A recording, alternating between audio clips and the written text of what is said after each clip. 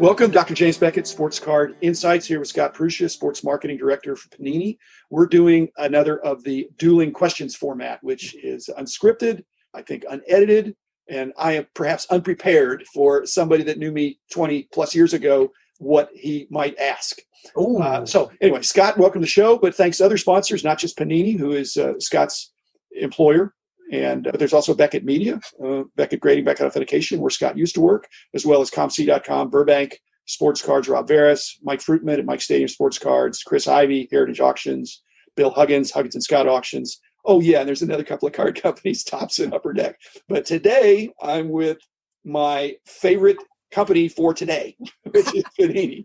I'm trying not to play favorites, but I've got a lot of good friends over there. So, Scott, you've listened to some of the previous Dueling Questions episodes. The format is you ask me a question, and I try my best to answer it. I'm not sure what you're going to ask. And then I ask you a question that may or may not be related. So I won't say hit me with your best shot, but I'm easy. I'm going to give you a softball. Just pitch one up here. All right, there we go. I want to know what was your first job? Two questions. What was your first job that you remember having, and what was your first job in the industry? Wow. My first job. Well, my first job probably out of college was the first thing I got paid for very much money was being in the Army. Really? I was a second lieutenant. So I was in ROTC, and that's the first thing that was kind of something that could have been a career that I started. And my first job, Lieutenant Beckett. Yeah, you got to listen to all the episodes, Scott, to pick up. That's in there somewhere.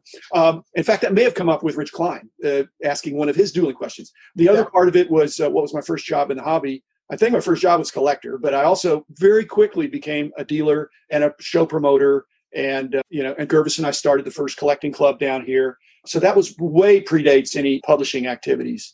But I guess I'm best known for authoring the books and the price guides and the other stuff. But first of all, just being a collector. Did the paint from Superfan stain my face? Yes, it did, by the way. You're out of order. It's not your turn for a question. Let's say you've already worked for a price guide company. Okay. You've already worked for a card company. What if the NFLPA or NBA, one of the entities out there, said, Scott, we want you to come work for us. We're going to make you an offer you can't refuse. If they did that, what would you change, or what would be some of the first things you would do if you had some autonomy over either football or basketball in the way they handle this category? Because you've been on, I'm not calling it a three-sided table, but you've done the price guide thing, you've done the card company thing. What are the licensors not doing that they could do that you could help them with? Man, that is a good question. Wow. I mean, I've been on both sides, or I've been on all sides, and I work closely with those guys. Man, that's a good question. I mean, we've done so good in educating those guys to where when I first started, it was challenging. Photography was what you showed, what you could and couldn't show has changed. Man, you stumped me on that one. I don't know. I'd have to think a little bit because they do such a great job. I mean, maybe promoting the category a little bit more. We tend to, I think, get lost behind the apparels and video games sometimes, and yet we generate so much revenue for them that I wish it was maybe a little bit more front and center, that cards were more, integrated into what they do because they are so popular, and the category is such a big deal for them. But probably that, Okay, I'll save this for a follow-up. Your turn. Follow-up, all right. Or do you want follow-up right now because it's really related to that? Yeah, follow. All right, go ahead. Follow-up is, if you were football or basketball, how seriously would you consider an offer from another entity to come in and compete with Panini? Ooh, I mean, there's a lot of criticism of the fact that some of these sports have only one card company license. And I've been on both sides. I've been on both sides of it. When I came over to Donruss, there were 4 football manufacturers. But my point is, and I'm kind of out of time for my question. It's got like overtime for my question. But so you're saying you're fine with you think they're making the right decision? Absolutely. I mean, when you have more, you look at it one way. When you have less, the criticism is we don't have any competition to whatever. But let me tell you something, and as well as anybody, and some of those people in that office, the competition is internal. They are always pushing the envelope to be better. And so that doesn't bother me. Good enough. Your turn, Scott. Oh man, I can't wait to see you. I can't wait to ask you a million things. And now that I'm on the spot, I don't know. So what is your favorite sport? Like, did you like to participate in? I played more I see behind you, but baseball, played a lot of basketball growing up, backyard football kind of stuff, not any kind of hockey on skates or anything. A little bit of, I would say my favorite sport to watch in person is now basketball. I mean, I've got the same seats I've had for 30 years that you remember. 30 years. I hope I can go back and use them next year. I hope there's a season. So football, I prefer to watch. I love watching football, but my preferred place is on the couch, watching on TV. Baseball I love, but I just wasn't going to that many games. I really enjoy the playing of baseball. I played a lot of baseball and softball, fast pitch softball. So that was a lot of fun. So that's good. Hockey, I mean, I'm just kind of a fan, and I'm not as much. It was one of the reasons you were hired and brought in on hockey, is that hockey was my least, the sport I knew the least. And I still knew way more than the average guy, but not compared to somebody that was really, really into it. And so I always wanted to have a strong hockey team within Beckett Publications. And thank you for filling that role. Apparently, Beckett Publications was a stepping stone in your career, Scott. So that's good. My turn. Your turn. All right. You came up with it. You were a super fan. Where did that come from? Did you think of that? Did you get approval from Pepper or Jay or Fred? You just show up at the office one day in a crazy zoot suit? I showed up one day and was like, what Halloween? No, actually. Was it Halloween? It's a pretty funny story. So Mark Harwell, believe it or not, had the idea of coming up with this campaign, and it was based on super fans. And so we drove over to a field not far. I can't remember what school it was, but it wasn't far from the Beckett headquarters. And we got a whole bunch of employees, and we took this picture of, it was supposed to be like fans in a stadium or whatever. And me, Tracy, and there was one other guy. I can't remember who the other one was. And we dressed up as these super fans. And so we were on our way over there, and I was just like, I saw this as an opportunity to make my mark, right? Like going back to market myself. So I bugged him, and I was like, man, let me paint my whole body. Let me go crazy. And sure enough, we painted all up, and we took these pictures, and it was really cool. And so when we were done, I went to Mark, and I just bugged him. I was like, let me do it again. I'll do whatever you need me to do. And he kind of looked at me and was like, okay, I see something there. And so for like the next year, I did like a monthly ad, and yeah, I would,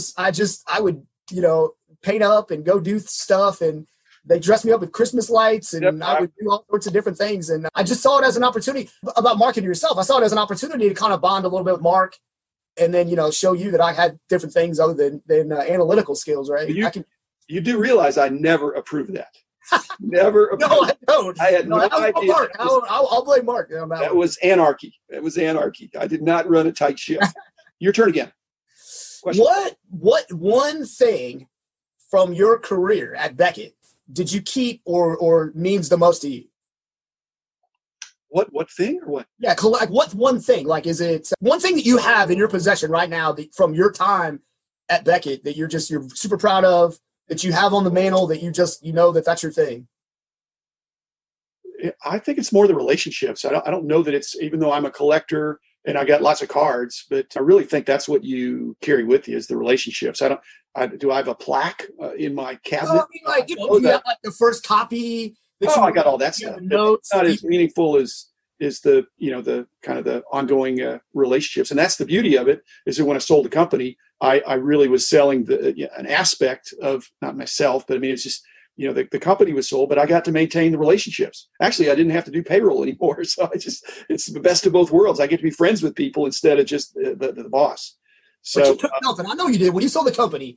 What's the one thing you kept, though? I mean, you had to have kept. Okay. One thing I kept that was just a throw-in the deal was the company card collection, which originally had been mine. But the card library, and I've had so much fun with that over the intervening years in trying to bring additional order to it, or kind of and get rid of stuff that's not meaningful anymore. But that's provided an awful lot of fun, and that was a throw-in the 11th hour of, do you want the cards? I said, well, no. I said, I absolutely want the cards that used to be mine.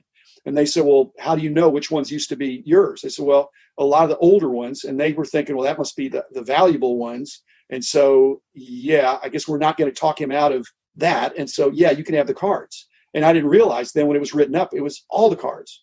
which was not big, and the sports art, now that you mentioned it, that was really meaningful to me. That Roberto Clemente painting from Bart Forbes, and some of the other Yankee Fantasy with Ruth and Gehrig and DiMaggio and Mantle, again from Bart Forbes, a very noted artist, and those have some value. And some other, and the Mickey Mantle painting, I guess that stuff is, I guess you've been over that stuff that's in my deja vu boardroom that I have. So there you go. All right. See, I got it out of you. You pulled it out of me. I kind of forgot, but like I said, I have maintained pretty much all the relationships, which has been really awesome. Really cool.